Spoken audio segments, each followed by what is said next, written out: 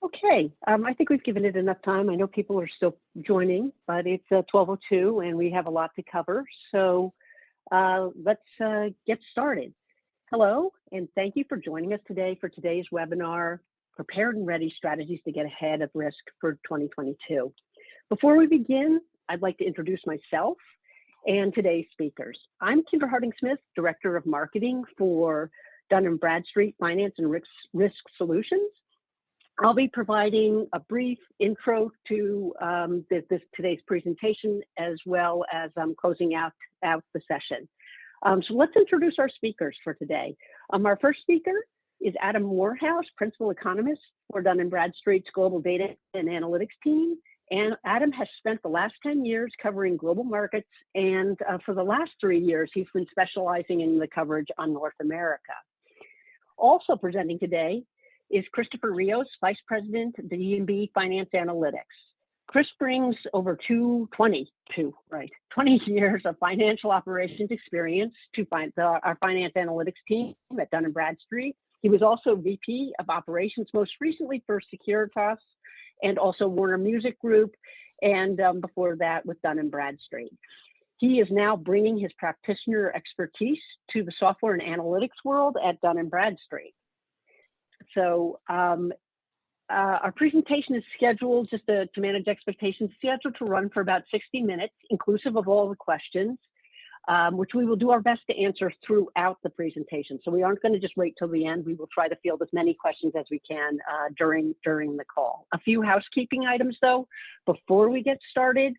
All lines will remain muted throughout the duration of today's call. And as I mentioned, we'll try to answer as many questions as they come up during the webinar. So what we ask you all to please do is be sure to ask those questions in the Q&A box that should be at the bottom of your screen. And we'll try our best to answer as many of those questions as we can, time permitting.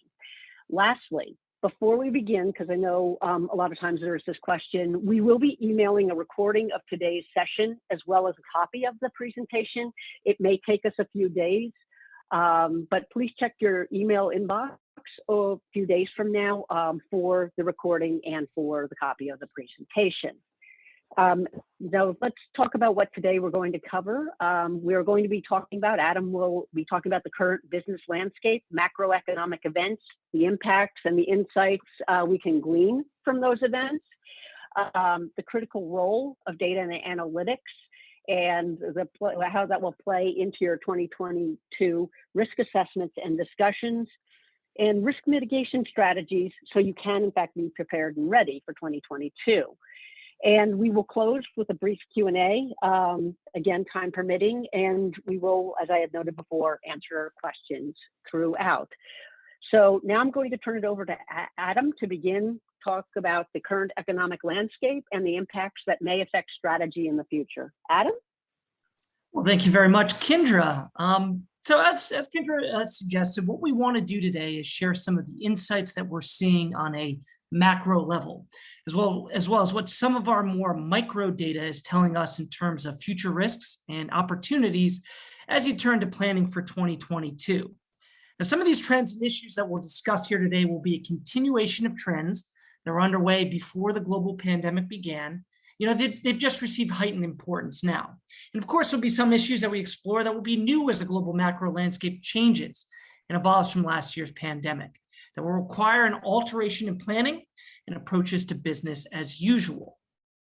Now, when we say a global recovery is underway, that can be a sometimes misleading headline. There's widespread recovery coming out of last year's pandemic, but not all of that is universal and equal. You know, just as you would use D&B data and insight to formulate your strategy and for a plan of attack, you also need to prepare and understand that with any recovery, there will be periods of uneven growth and unique challenges within specific markets. You know, if we begin by looking at the chart on the screen at the broadest of macro indicators, we're looking at real GDP for selected advanced and developing economies, in which we've indexed here real GDP Q4 2019 to 100, and that would be our break-even line. So time just before the pandemic began. We can observe the bottoming of output among most countries, the recovery, but also some notable divergences among that recovery. So on the one hand, you've got strong momentum established by the likes of China, continuing well into 2021 and surging well beyond its pre-pandemic peak as of Q2. Joining China in the recovery, you have other emerging market economies here, such as Turkey, South Korea, and Russia, while advanced economies such as Australia and the US are also beyond peak. Now, if we juxtapose that with other nations here, there are a healthy mix that remain below peak, but are at least trending in the right direction, while still there are some others here that are trending very much in the wrong direction. Both the Philippines and India have experienced deadly waves of the COVID-19 virus, and that has proved to ultimately be disruptive to the recovery. Now, it's tough for us to have to wear a medical hat instead of a traditional economist hat. Case data and the culture and regulatory environment surrounding the handling of the virus has increasingly become as important as GDP or employment figures or any other major economic release. The trend in cases has become an important leading indicator to future activity. And where those virus time series go, regulations and the severity of lockdowns follow. If we look at a case like the Philippines, was one of the strongest growing economies in Southeast Asia, it's a country that is now dominated by these very stringent and archaic lockdowns. Lockdowns that have been termed the enhanced community quarantine in Metro Manila, and that has really crippled the recovery for that emerging market. So while we're doing our best to observe high frequency activity indicators, to produce forecasts, and to tell that story, we're still very much at the mercy of COVID-19 case data. Even the major theme for those in the group that have surpassed the pre-pandemic peak for real GDP continues to be control of cases and effective inoculation. Member economies within this group also include strong recoveries in private sector investment, and the performance and recovery of the private sector is going to be a major building block as we move through the final quarter of the year and into next year. But keep in mind the concept of variance, because we'll see that in different stages here today. Most recently, while we noted here that China has recorded a very strong recovery, that storyline has changed over the past few weeks, in which Q3 GDP growth, 4.9% annual growth, was actually the slowest growth in over a year, showcasing that type of variance. Chris, please go to the next slide for me. Sure. So if we focus on more specific measures of the private sector, such as corporate profits, using gross operating profits as a proxy, we can get an idea of where momentum has recently built by observing the quarter-over-quarter change, comparing recent data against the long-term average to understand how well the recovery is feeding through to the private sector. The continued acceleration of corporate profits will be needed to heal these broken economies, but will also be important in determining which geographies will continue to power past the initial recovery phase and move toward firmer footing as we enter a different period of the recovery. And again, we call that a period of increased variation. Period in which the worst of the initial decline has clearly been established, but the pace of recovery can vary quite widely from economy to economy. In answering the question of who is the best prepared to handle and overcome these lingering effects produced from the pandemic, whether we're looking at labor scarring or from the ability to deal with rising inflation or supply chain hiccups, we can look toward private sector performance. Higher corporate profits can sometimes help in determining how payment performance will play out, while helping to gauge if those lingering risks can generally be mitigated by an improved private sector. So here we're looking at Q2 2021, and we can see that those economies that are achieving strong profit growth are also among many of the countries that have moved past pre-pandemic peaks in GDP or even employment levels and have built continued positive momentum. Now, a small segment of these economies, especially in Western Europe, however, have faltered of late. Following initial positive momentum in corporate profits, growth has abruptly slowed or contracted. And the lack of follow-through can become a concern for businesses more broadly through Europe. These types of economies that are lacking momentum are basically fighting two fronts. So not only the disease front, but also from a longer-term loss in terms of a competitive standpoint.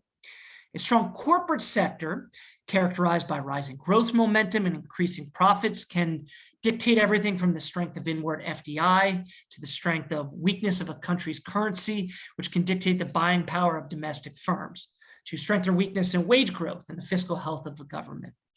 Lost profits mean lost taxes, and so there can be some very long-term societal as well as political effects from long-term poor performance among a country's private sector.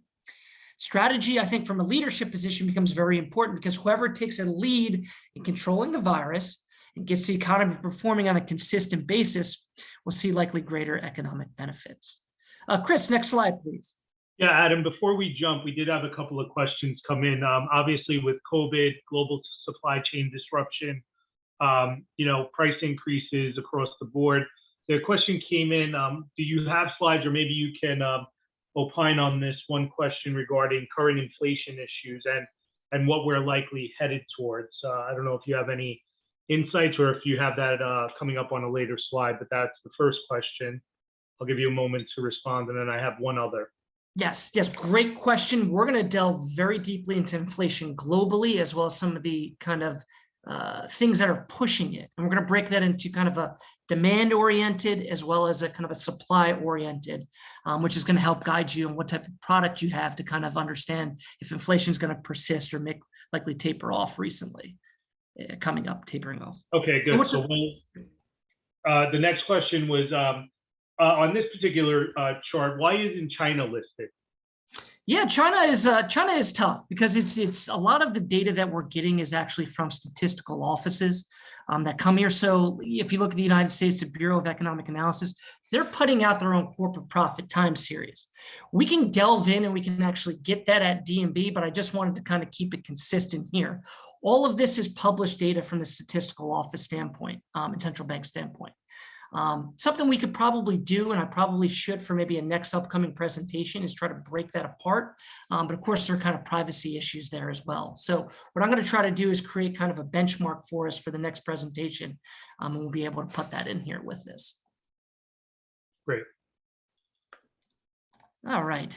Adam, I apologize because I think it's important we answer the questions as they come in. We did have another question Okay, sure. with regards to the previous graph.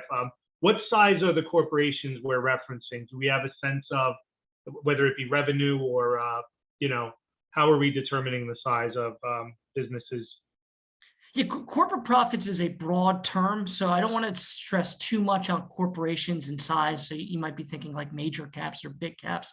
All of this is stemming from gross domestic product, which is also called gross operating surplus among other countries. So what we're trying to do, or what these statistical offices are trying to do, and we're trying to match at, is we're collecting all profits. That's going to include revenue minus costs as well. So we're taking out taxes, we're taking out a lot of other expenses, capital expenditures, and things of the nature. Specifically, we're focusing on that profit tab right there. And so that's why it's a really good indication to be able to tell, at least recently, where that private sector is moving and where we are along the lines of that recovery. Great, thanks, Adam. Yeah, no problem. Keep the questions coming in as well. This is a great discussion that we have. Let me get back into the presentation though, so I'll shift back. Moving on to, I want to bring up global trade. That has always been an excellent indicator of economic health. I want to take a peek. This is actually one of DNB's latest assets, and that's high frequency trading data that we have available actually for purchase now. So you can actually buy this from Dun Bradstreet and figure out where ports are coming, where activity is flowing, all different types of ports if you want to look at activity and how it affects your own supply chain. So what we're looking at are monthly data points for exports and imports among 3 distinct geographies. Now, while global trade has recovered from the depths of the pandemic, trade deficiencies, trade friction, and the difference between the composition of regional economies has us once again concerned with the theme of variation. But this time we're looking, of course, at trade flows. And we're looking at 3 distinct snapshots here. So total trade in North America, looking at total trade in China, and among major economies in Western Europe. And there's 3 major observations that really jump off the page for me. So first, total trade in North America continues to grow at an elevated and uninterrupted rate when measuring shipments in 20-foot equivalent units. Meanwhile, we see a pause and backtrack among both exports and imports in China, and that's very much echoing other recent economic data out of China, which has weakened as of late. So recent declines in Chinese consumer confidence and retail sales and industrial production are also appearing in our trade data set. And we're using this high frequency data now to see in real time what is happening at ports around the world, but I'm also using it to confirm China's near-term peak. And lastly, we can, of course, observe the still weak trade recovery among major economies in Western Europe. These trade flows that we see, while having certainly recovered from the declines in 2020, haven't moved much higher from levels recorded in 2019, before the pandemic, which happens to be a really good timeline for comparison. All of that information gives us, I think, a couple more insights on the, on the one hand, we can certainly see the variation between different regions, boom that is occurring in North America, certainly a turn that is occurring in China, and a lackluster or weak recovery in trade in Western Europe. That always leads to a discussion surrounding peak growth. And I think if we use trade flows as a leading indicator, we can make the assumption that North America is not at peak growth, China possibly is, and Western Europe, of course, remains weak. Now, while North America can remain somewhat isolated and maintain positive momentum for a while, unfortunately, because of global integration among economies means that we really want and need to see improvement among at least two of these three regions to keep that momentum going. So turn lower in China and weakness in Western Europe could very well create a near-term risk for North America and the United States. Trade is obviously only, I think, one indicator of our scorecard. There's a lot of different, metrics that you need in tandem to certainly come to a conclusion. We'll continue to bring those up throughout the presentation. But trade flows aside, supply chain uncertainty remains a major lingering effect from the pandemic and continues to be one of the major risks to the recovery. Supply chain delays, shortages and frictions have continued in various stages since last year. It seems almost weekly we get a new headline that indicates delays in goods or rising costs in goods. For one, there is a change in kind of reason for these shortages and imbalances. So we talk about a change in business philosophy underway. The pandemic has transformed strategies from the just-in-time model for manufacturers to one of inventory buildup and stockpiling. That will require more warehousing space, and I think that's taking time to build out. The demand for commercial real estate related to warehousing remains very high, and that is evidenced by elevated prices for these types of real estate and low delinquency rates if you're looking at commercial real estate. And eventually labor that supports those warehouses are required in higher numbers, and existing labor shortages, make constructing and operating these warehouses for goods, a little tougher. Supply chain disruption will continue certainly over the short term as the virus ebbs and flows, but I believe we'll continue to see supply challenges in the future as many of these supply chains are being remade in real time and to pivot toward the new post-pandemic economy. So Should we Adam, go to the next? Yep. Yeah, Adam, apologies. A lot of great questions. I think you answered the one, which was, do we see the issues with supply chain changing or resolving? I think, your point's well taken. It's probably going to linger for some time now. But we had two other questions.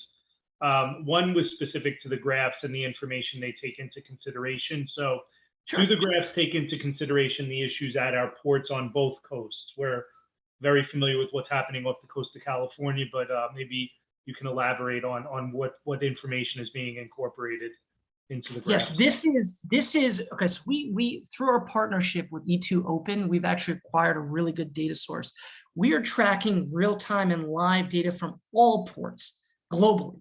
So large ports on the West Coast, if you're thinking about Long Beach here, large ports on the East Coast, if you're thinking, Newark in the New York area, but as well as all the minor ports in between. And when we started collecting that, this is, North America. So of course we're including Mexico and Canada as well. You're seeing that, we're essentially seeing that the volume of these different commodities, depending if you're going up or down, is continuing to kind of increase. When we sum those together, it's incorporating all of those problems as well. And we're still seeing this kind of rather uninterrupted growth within these flows. And the last question, at least thus far, is with regard to the trade data charts, are they dollars or volume specific? So, for example, number of shipping containers. So maybe a little deeper dive into the actual data itself. Yeah, so it's it is actually I believe it it is dollar associated, so we do have a value tag to that. So if we were to look at North America, we would see the top products are going to be very high value trade goods, so very high value manufactured goods. Think of things from airplane turbine engines. That's one of our top traded and imported and exported goods. So it is associated with that. We do, yeah, okay, let's go ahead and Sorry, continue. Adam, We're good. Okay. We can keep going. Very good questions though, and I'll try to take some of these offline if we can't get to them in time. So let's go back to the presentation here. While there have been, I think, numerous indicators that have showed the global recovery has gained momentum over the past year, one would maybe think that risk would have receded, and they have in some areas. So when we look at globally at risk here, we're using our global business ranking at Dun Bradstreet to assess for conditions such as business failure or businesses becoming no longer operable or inactive. Surprisingly, when comparing, July of 2020 to July of 2021, we see an uneven shift in risk among the largest global economies. So out of the 18 economies that we're looking at here, 5 of them have recorded a decline in risk from last summer, 2 of which happen to be in North America. Some have only recorded a slight or very negligible decline, in Japan or in Germany, for instance, maybe doesn't necessarily raise a red flag for me. Additionally, though, I want to point out that, we're looking at a specific time frame. So comparing July to July, when some of these economies, had, of course, re-extended business lockdowns with the emergence of the Delta variant. So a drop off in GBR for Australia would make sense because it coincides with that taking place. But if we put that aside, and I think we look at the improvement, for example, of South Korea, though, we have, a case in which even though there are good supply chain or global supply chain issues, solid, exports, return of consumption, which, pushed GDP growth to a 10-year high in South Korea in Q2, has a very strong effect on the reduction of business risk. And that's something that we saw on the very first slide that I presented. So South Korea happens to be one of the few of the largest countries, along with the US, as beyond peak GDP and is recording lower risk from the prior year. And that's a strong combination that you want. Meanwhile, most other countries have some form of combination of either past peak GDP, but also higher risk. So like a China or an Australia or a Turkey. Of course, Turkey has recorded a very minimal rise in risk. Or of course, you have the other side to this, and that's countries like the UK or Mexico that are below peak in growth, but have managed to record a decline in risk, or Russia that is beyond peak growth but has recorded a rise in risk. And that's one, we're looking at as a team a little bit closer, and we're keeping an eye on those that have 2 marks against them. Real GDP still below peak, and companies that are recording a higher global business risk rate ranking. Canada, India, Italy, and Spain, certainly to name a few. Let's go ahead to the next slide there, Chris. We'll keep moving along here. Okay. So far we've looked at a few different aspects of the global economy, things like growth, health, and momentum of the private sector, as well as, trade and risk. As we've progressed past that trough, we've certainly moved past some issues, but there's still some major lingering issues, perhaps none more than rising inflation risk. So for the first time in really perhaps, decades, rising inflation of both producer and consumer kind are rising fairly rapidly globally. But the theme of this entire presentation so far has been variance, and that's as true regarding, prices. So here we're only taking a look at consumer price inflation, but there's a notable difference, especially over the last 3 months, among inflation in more traditionally advanced economies versus more traditionally emerging market economies. And we can see how inflation has deviated from the long-term trend in recent months. The lingering effects from supply chain issues have certainly pushed up consumer prices for traditional consumer importers like the US, which happens to have some of the hottest inflationary pressures on the globe right now. But there are also other reasons for that. So, the lack of inflation globally for years has allowed central banks around the world to ease financing costs. So that's setting up households and businesses to accumulate debt. Low rates that go lower always result in specific outcomes. So you have a tendency for firms and households to pull forward asset purchases, and we've seen what that can do. I mean, you've seen headlines about record-setting stock markets, higher prices for other assets like housing are a result of lower rates and higher money supply. But what's been missing for decades was the accompaniment of higher inflation. So every recession is, of course, unique and different, but I think this one can be characterized by a phenomenally coordinated fiscal response. And so you got this massive amount of money is being spent globally. That's, massive amount of money supply. And the one components of inflation that had been missing, it's just now apparent, is velocity. And so you've got this curb in activity and spending either by restrictions and limited movement, but that's changing quite a bit now. So you got a mix of historically elevated money supply, returning demand, and recurring supply chain problems. And that's going to keep this sustained pickup in prices elevated for a while. Next slide, Chris. Yeah, quickly, Adam, on with regard to China, seems to be a lot of questions. Can you maybe provide additional insights in the drop in confidence between 20 and 21, and is that risk associated with geopolitical risk, or would you categorize it as broader risk, not only geopolitical? Oh, I mean, I think the big thing is you've obviously got some headlines that are out now. So if we're talking specifically confidence, you've had a number of things. So you've got headlines such as obviously growth has slowed. We've seen obviously supply chain issues are going to hurt a very export-oriented economy. So you've got export earnings are down.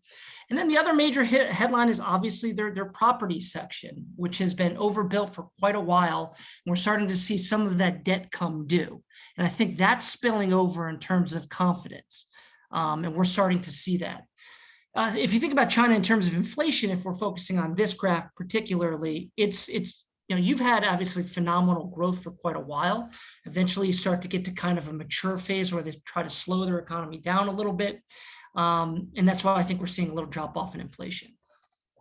And with regard to the trends you were just speaking about, do you anticipate that continuing in the U.S.? And very much an opinion response, but would you? Do you see the U.S., in your opinion, addressing the inflation issue correctly? Let me pause right there because we're going to delve into the U.S. on the next slide. And I want to take you guys through that because that's going to give some insight into what's temporary, what's potentially longer lasting. And there is a question, so for the person who asked regarding staffing companies and how they may stay afloat during periods of inflation and economic trouble. I'm going to table that. Let us give that some thought. I'll be sure to get to that before we wrap up today's session. So, Adam, let me know if we're going to the next slide. Okay. And that's a great question because we're going to take a closer look at the specifics of inflation data, specifically looking at the U.S. here to kind of pull out some of those categories that are running hot right now. So we're looking at the recent change in prices against the long-term average for these categories through September, which just came out a couple of weeks ago. And we're looking at how much over or under that average these recent changes have been over the last 15 years or so, 20 years. And so there's a fair mix of goods-based categories that are above average, but we also see some consumer services also appearing on the chart. And that's a stark difference from where we were at the start of the pandemic. So on the one hand, you have goods like motor vehicles that are dependent on complex global supply chains and current conditions of global shortages or supply chain friction that we just mentioned. They're acting as support for a rapid rise in input prices and overall consumer prices. But on the other hand, you have kind of this sudden reemergence of service demand mixed with ongoing labor shortages. And they're affecting both service and goods products. And that's for the time being, creating strong conditions for broad inflationary pressures. A few of these categories are consumption demand driven, and I want to make that distinction. So apparel is running hot specifically in both men's and boys and women's and girls categories, but footwear and jewelry and watches are also running well above average. We talked a little bit about this, but elevated household savings, leftover, stimulus checks, and the return to public and in-person work after quarantine for many people is very much at work in this, I think, specific category. And that may prove to be more transitory for prices as demand is satiated. But, even this traditional consumption category is feeling its own effects from rising producer prices. So we recently had a headline, cotton prices reached a 10-year high. So manufacturers and retailers are choosing to push those rising input prices onto consumers with relative ease. So far you have a case where higher demand is offsetting those higher costs and consumers are acting as a sponge and absorbing these higher costs. But as the recovery continues, this heightened demand should ease. And I think the surge in apparel purchases and prices may prove to be temporary. So we made that distinction, a very demand driven. If we look at other categories that are rapidly rising, such as new motor vehicles category, that may prove to be one category that has more persistent price gains for longer. And that's really a product of ongoing supply chain problems that could last for longer. So while demand and supply are of course at work here, the impact on prices within the motor vehicle category appear to be more supply driven. And you can really see how difficulties in one category can broaden to others. So lack of new car supplies are reducing the availability of the traditional supply of used cars, and that's catapulting prices for used cars, as well as for motor vehicle rental prices and motor vehicle repair services, which we see in the transportation service category, and are all a product of supply chain shortages. So in the past, random events, we've seen from labor strikes to supply shortages to even natural disasters have caused these intense fluctuations, more so than what we typically see. That being said, there are some breaks that are at least beginning to appear on the inflation story. So other categories here, such as airline fares, have slowed down considerably in September. This really becomes one of those demand-driven categories. Prices have catapulted over last years. But if we look at prices going back 2 years prior to eliminate some of this last year's base effects, we're still below those prices. Keep in mind that these prices for demand-driven categories will tend to be more transitory or temporary, while these supply-driven categories will be more persistent and longer lasting. So depending upon what category your business lies in or depends on should help to guide your assessment and will help to give you understanding, I think, of where prices are headed within your industry. So it's got to be Adam, just a real quick point, and we'll move through the rest of the slides here. But food prices. I went to buy a pork roast last week, and it was quoted at $84.99. I mean, clearly that's an absurdly large increase. Where does that fall? Where do we see food relative to all of these other categories, and will that continue indefinitely? Yeah, I mean, food again is going to be another kind of combination where it's a little bit supply side we're seeing, but again, this is a new normal. So there is a new demand for more cooking at home, less, eating out, although it is starting to change a little bit. But that would be another category that I would say is kind of demand driven. Now, the reason it's not on the prior chart is because I selected kind of some of the highest. So while these prices are increasing for food, and that's always a very, very volatile product. In fact, that actually doesn't go into the calculation for when the Federal Reserve looks at interest rates. They look at a very specific category and setting that and combating inflation. It's obviously very important, but I believe that should be at least a little bit more temporary as well. Great. All right, so let's knock out the last slide before I turn this over to Chris. When we visit our own trade payment information, I found that this is very interesting, that while there was initially a massive monetary and fiscal response, and even though a lot of those programs have ended or been scaled back, that we're not seeing a deterioration in payment performance. So we're seeing country level ratios for payment performance hold up very well among the removal of some of these stimulus programs. Now, this is one of our major risks that we were monitoring at the onset of 2021.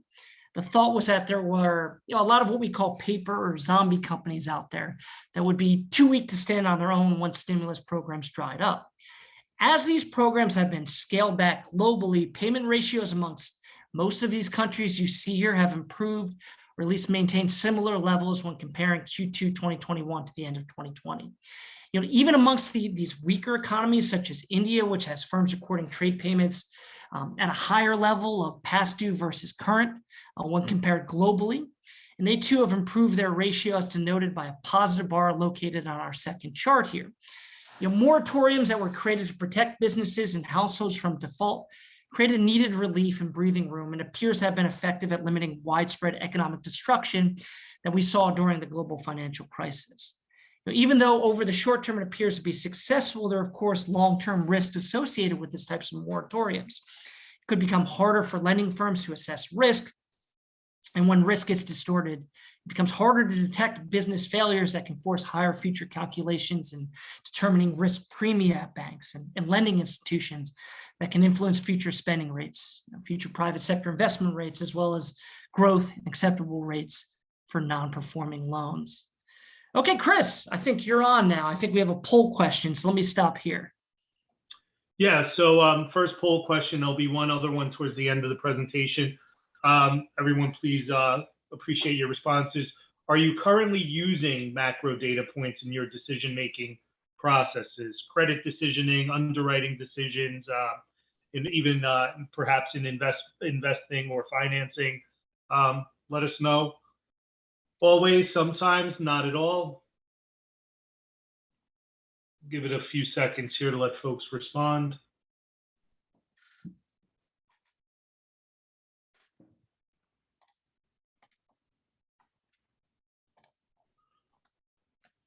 Give it maybe 5 more seconds and we'll display the results.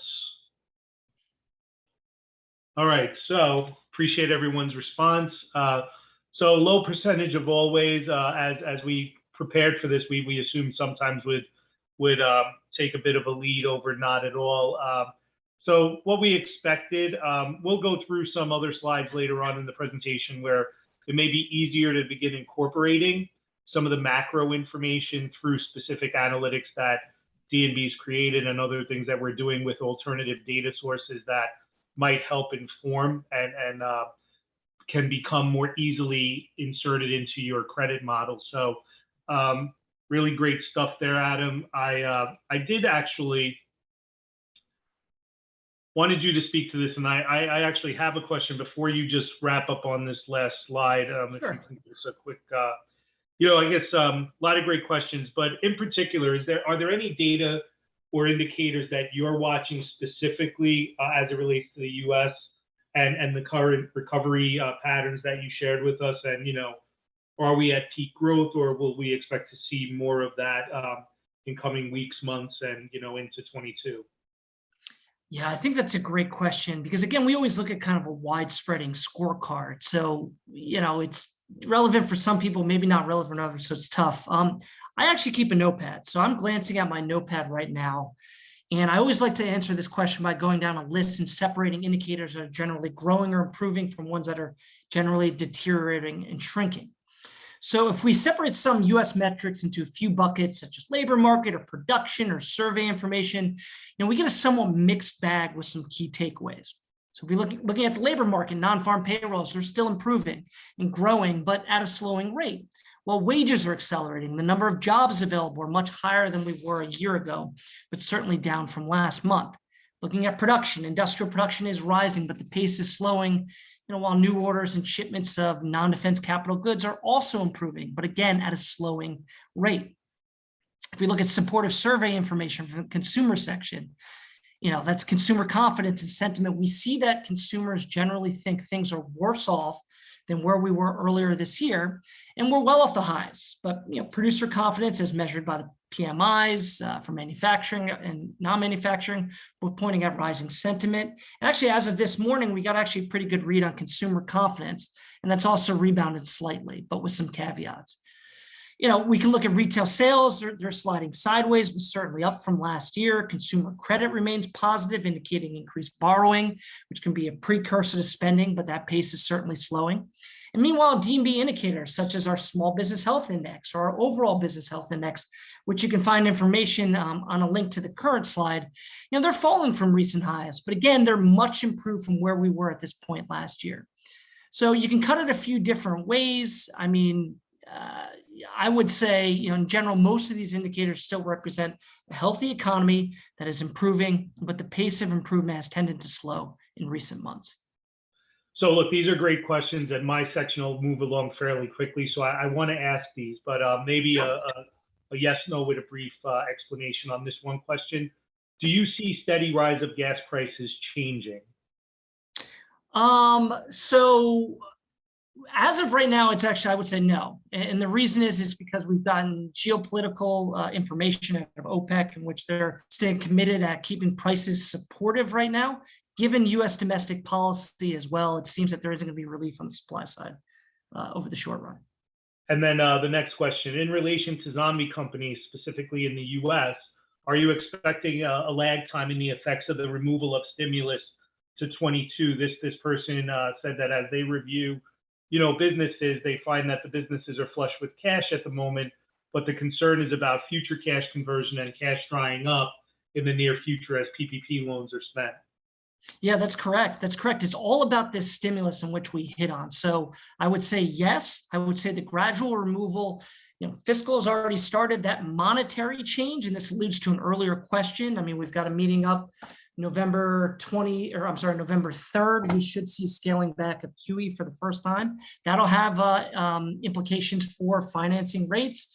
And we could start to, again, at least the market's expecting maybe about mid next year, a rise in the rates. And that will all be a risk for zombie companies that exist right now.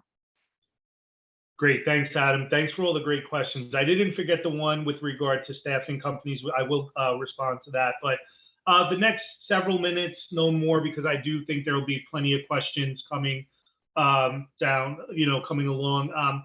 Very much informational here. Some of it may just be reaffirming what you're already doing. Hopefully there's some insights, as mentioned early on with the introductions. I'm a practitioner by trade. I utilize the data Adam has shared. I look to the analytics to make critical decisions. But I think, as you consider, maybe moving the needle from some of the basic core analytics you may have that you're, deriving from your historical AR performance, your balance sheet, P&L performance, we want to make sure that we keep reinforcing it's not just data for the sake of data, right? I think a lot of clients that I deal with, they come with a specific set of requests, and then there are others that don't necessarily know. And so when you consider data for decisions, you have to make sure that that data is accurate, complete, it's, retrievable in a timely manner, preferably in a real-time setting, and then cross-border consistent. So I think, again, these are probably a bit rhetorical in nature in that I assume that most of us prefer accurate, complete, and timely data. But I just wanted to ensure that we reinforce that as you look to new data sets, as you look to new analytics, these components are going to be critical to ensuring consistency, relativeness, and how they get incorporated into your models is critically important. So, some of this, again, a little bit of just reinforcement. D&B, obviously, we have a myriad of data out there. We're constantly creating new analytics, some derived analytics from alternative data sources.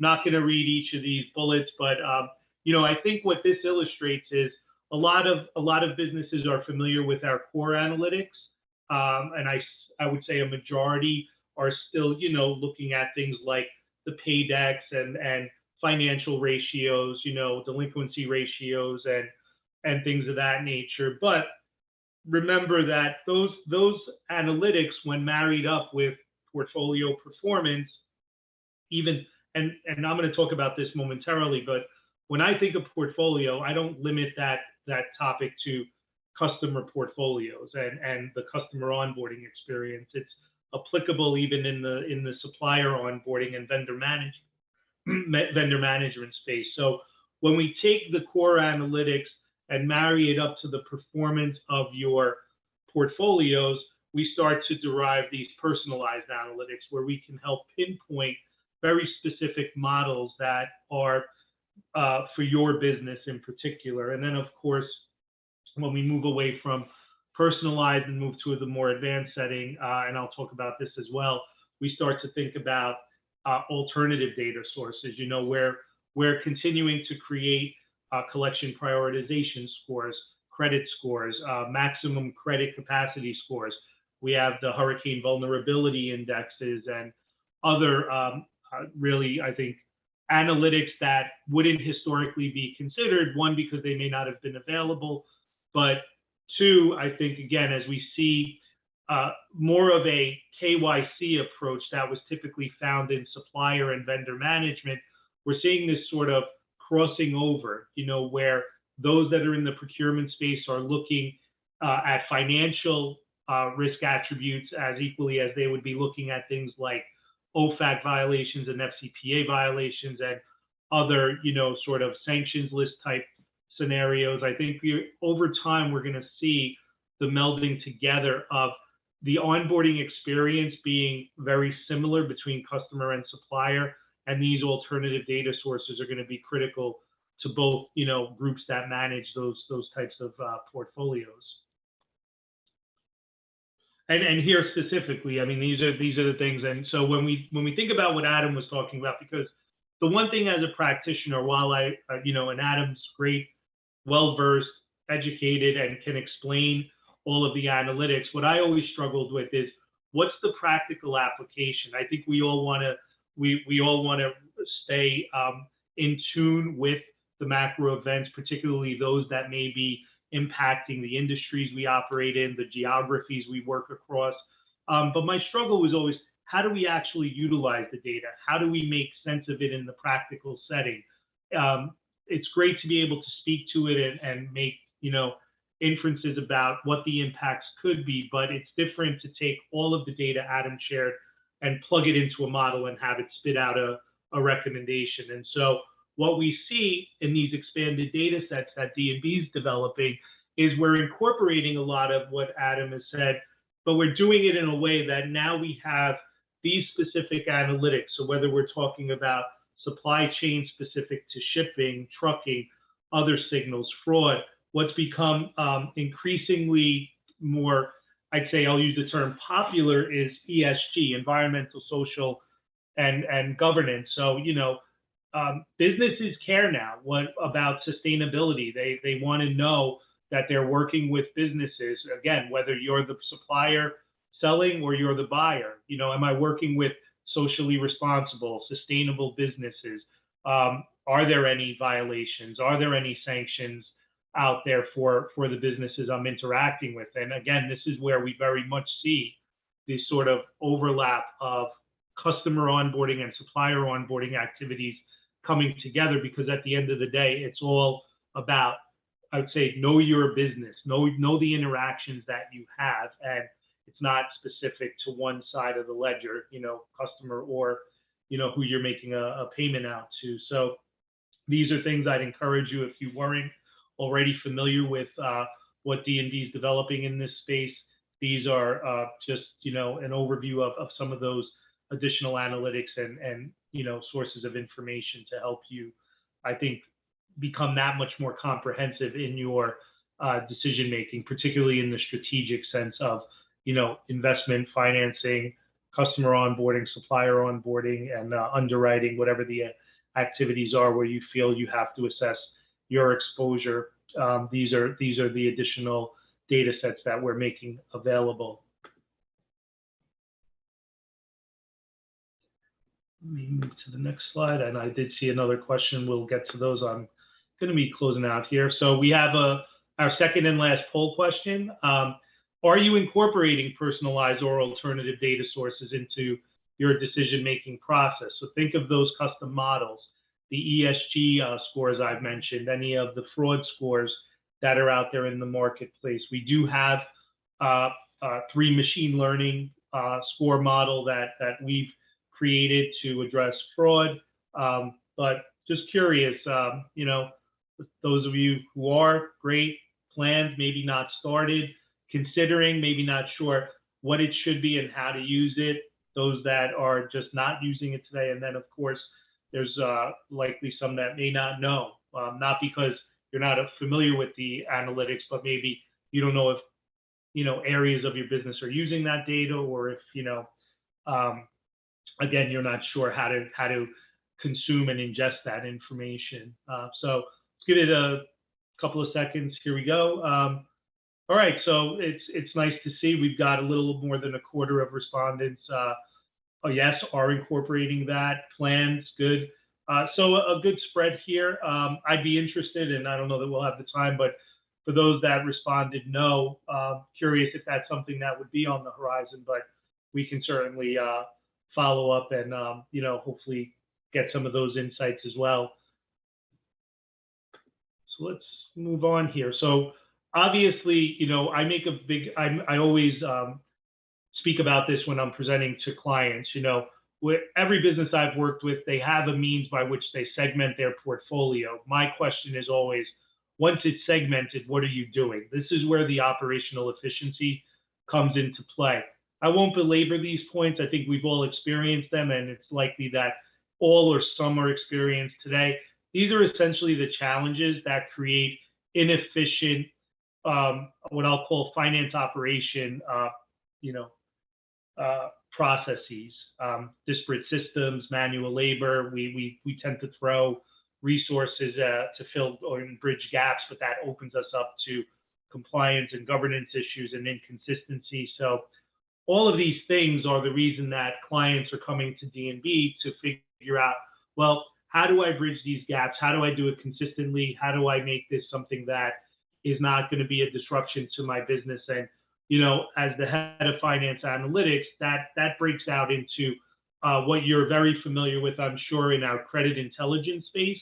But then we also have a receivables intelligence component where we've now entered into the enterprise middleware software space, where we can marry data up with the actual benefits of a sophisticated enterprise workflow solution. So where your ERPs may be falling short of providing credit, collection, cash application, portal workflows, we've extended the knowledge that we've obtained over 180 years in the credit realm.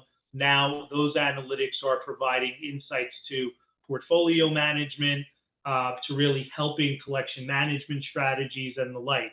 And again, won't go through each of these, but this is what it would mean to an organization. It's how do I take the data? How do I apply it to my portfolio? How do I glean additional behavioral insights so that I can begin to build out strategic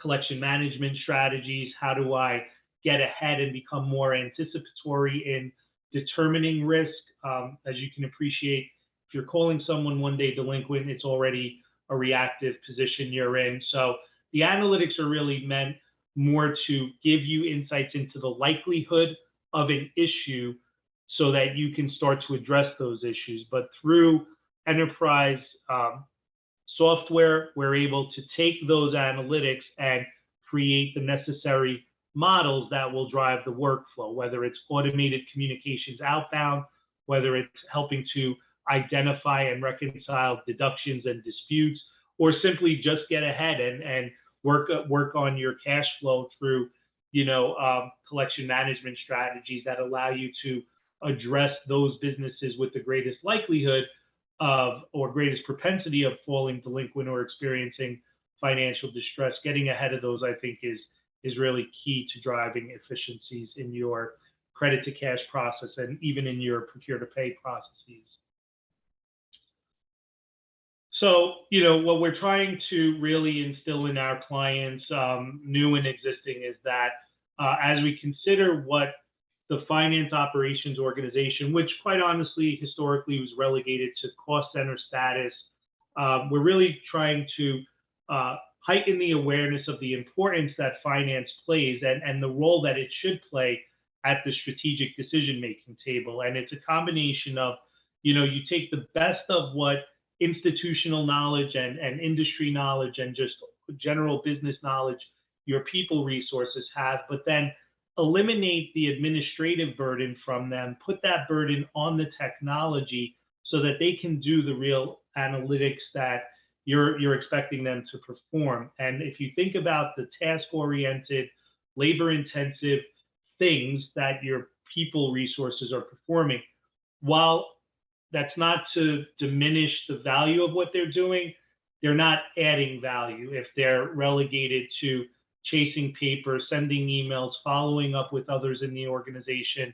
That's not where they bring value. They bring value when they have actionable insights to react or proactively get ahead of. And that's really, if I leave this group with anything, that's the message.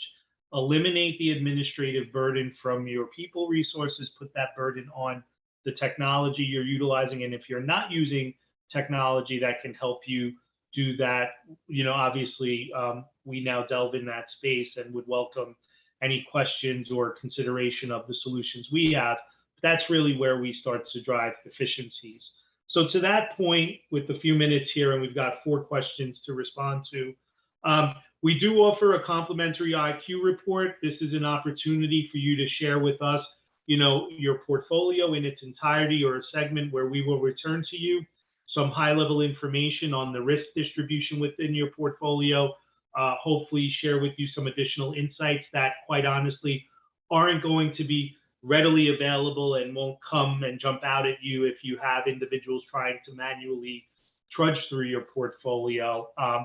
Nothing to commit to other than, you can obtain this complimentary IQ report today. So with the few minutes we have, there was a question regarding staffing companies and how they stay afloat. One thing that I can tell you is, obviously, in times of recession or where there are challenges, staffing companies or those that are providing contingent workers, it's easy to let those resources go first. But the one thing I would say is, if I were to make any recommendation, and I have colleagues in the staffing industry, what I've realized that they've done fairly well and consistently is, as they're challenged, what they're focusing on is what they're good at. So, this person made mention of, mainly booking small customers during periods of inflation and economic trouble.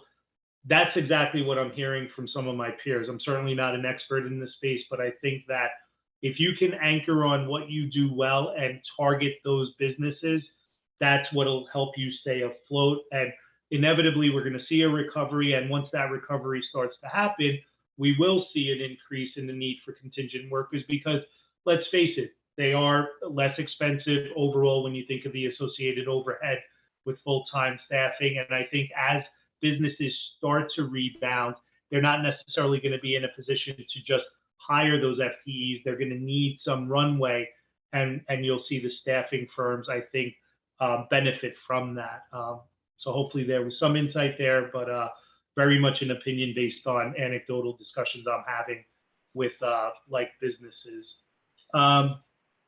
And Chris, I think we're really almost at the top of the hour. I know there are a few more questions, but maybe you and Adam can answer those offline.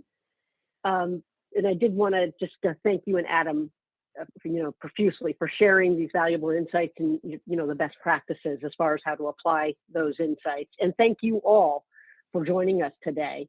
One thing before we close, as noted at the beginning of the webinar, we've recorded the session. So please look in your email inbox over the next few days, for that recording. That follow-up email will include the recording of the session, a copy of the presentation slides, and also a link to the free DNBI Q report that Chris referred to and is on screen right now. And again, thank you all for your time today. We look forward to you joining us in the future for more webinars like this. Take care and stay well.